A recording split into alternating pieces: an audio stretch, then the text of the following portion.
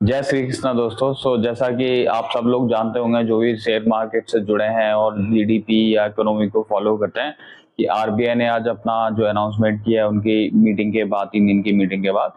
आज बेसिकली सब लोग वेट भी कर रहे होंगे, स्पेशली जिनकी ईएमआई चल रही हैं, कि उन्होंने जो रेपो रेट है वो 0.5% से कट किया है। विच मीन्स कि आप सब लोगों की जिनके भी लोन्स, होम लोन चल रहे हैं, पर्सनल लोन चल रहे हैं, वहां पे आपको डेफिनेटली ईएमआईज कम होते हुए देखेंगे, अच्छा खासा कम होंगे, क्योंकि 0.5% एक काफी बड़ा जंक होता है। एक्सपेक्टेड 0.25 था और 0.5 किया है, तो उन्होंने फ्रंट लोड किया है। और साथ के साथ आई थिंक मार्केट इसलिए भी हैप्पी है कि उन्होंने सीआरआर रेट भी कट किया है 1% से, वो 4 ट्रेंचेस में आएगा। तो आई थिंक उससे जो एनबीएफसी हैं उनको काफी बेनिफिट मिलेगा। आज मैं बात करूंगा कि स्पेशली इस रेट कट से कौन से सेक्टर्स या फिर कौन से शेयर्स को डायरेक्टली फायदा मिलने वाला है और आपको किन शेयर्स पे नजर रखनी चाहिए और किन शेयर्स पे इन्वेस्टमेंट करना चाहिए। मैं एक आपको सेक्टर्स और शेयर की लिस्ट बताऊंगा और लास्ट में मैं बताऊंगा उनमें से मुझे अभी इस लेवल पे आप कौन से शेयर्स हैं जहां पे आप इन्वेस्टमेंट कर सकते हो। सबसे ज्यादा मुझे लगता है कि डायरेक्टली जो बेनिफिट होगा वो एनबीएफसी को होगा, क्योंकि डेफिनेटली उनकी जो कट है वो बेसिकली उनका जो कॉस्ट ऑफ फंड्स है वो रिड्यूस होगा। उससे पहले हम समझ लेते हैं कि इससे पहले गवर्नमेंट ने क्या क्या स्टेप लिए थे, जिसके बाद हम बात कर रहे हैं कि ओवरऑल इंडिया की जो इकोनॉमी है वो अच्छी होती जा रही है। क्योंकि अभी जो रेट कट किए हैं, ये 0.5 हुआ, उससे पहले 0.25 के 2 रेट कट्स ऑलरेडी आ चुके हैं। और ऑलरेडी हम सब जानते हैं कि इस फाइनेंशियल ईयर से आपको इंटरेस्ट रेट ऑलरेडी गवर्नमेंट ने काफी हद तक कम कर दिए, 12 लाख के इनकम पर ऑलमोस्ट जीरो कर दिए। ये दोनों चीजें अगर आप देखेंगे, ईएमआई भी आपकी कम हो रही है और दूसरी तरफ से आपका कैश इन हैंड सैलरी में बढ़ रहा है। दोनों चीजें आपको इकोनॉमी में बूस्ट क्रिएट करेंगे। और कहाँ पे कंजप्शन आपका बढ़ेगा, जिससे कि गवर्नमेंट ग्रोथ के लिए फोकस कर रही है कि उसको ग्रोथ बढ़ानी है। तो ये ओवरऑल अगर आप देखेंगे आगे आने वाला 1 साल या उससे थोड़ा सा ज्यादा आपको कंजम्पशन में बूस्ट दिखेगा। तो मेरे ख्याल से कंजम्पशन एक स्टोरी है जहां पे आपको डेफिनेटली नजर रखनी चाहिए, जो कि एक डेफिनेटली वहां पे आपके उनकी इनकम्स में वो दिखेगा, जो जो भी कंपनी है कंजप्शन वो वहां पे दिखेगा। अब हम बात कर लेते हैं वापस उसी पे कि जो एनबीएफसी है वहां पे कौन कौन से आपको शेयर्स हैं जो बेनिफिट करेंगे।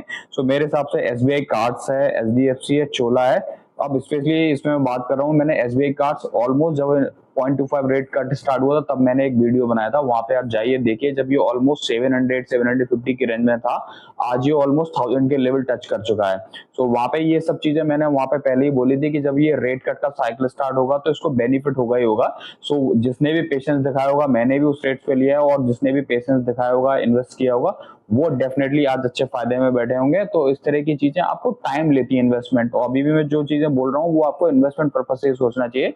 सारा ऐसा नहीं है कि अभी जो शेयर्स बता रहा हूँ आप जाके भी इन्वेस्टमेंट करो। आप टाइमली देखिए, जब आपको रेट भी अच्छे मिले, वैल्यूएशन सही हो, तभी आप उसमें जाइए। एनबीएफसी की हम बात कर चुके हैं, अब हम बात करते हैं कि कंजप्शन जो सेक्टर है वहां पे आपको कहाँ का नजर रखनी चाहिए। मेरे हिसाब से एक आईटीसी है, ट्रेंट है, टाटा पावर है, एनटीपीसी, एनटीपीसी ग्रेन है। यहाँ पे आपको ध्यान रखना चाहिए कि इन शेयर्स में डेफिनेटली इन सब चीजों का जो रेपो रेट कट है वहां पे फायदा मिलेगा आपको। और हम बात करते हैं ऑटो सेक्टर। ऑटो सेक्टर में मारुति है, हीरो मोटोकॉर्प है, एम एंड एम है, वहां पे आपको नजर रखनी चाहिए। और फिर हम बात करेंगे टूरिज्म एक सेक्टर है जहां पे ये जो बूस्ट आपको मिल रहा है इनकम टैक्स की वजह से, रेपो रेट करके ईएमआई कम हो रही है, वहां पे लोग स्पेंड करना चाहेंगे, बाहर निकलना चाहेंगे, तो वहां पे आईटीसी होटल है, इंडियन होटल्स है। हम क्विकली समराइज करते हैं जो मैंने शेयर्स की बात की कि उनमें से अभी इस रेट्स पे मुझे कौन कौन से पसंद है।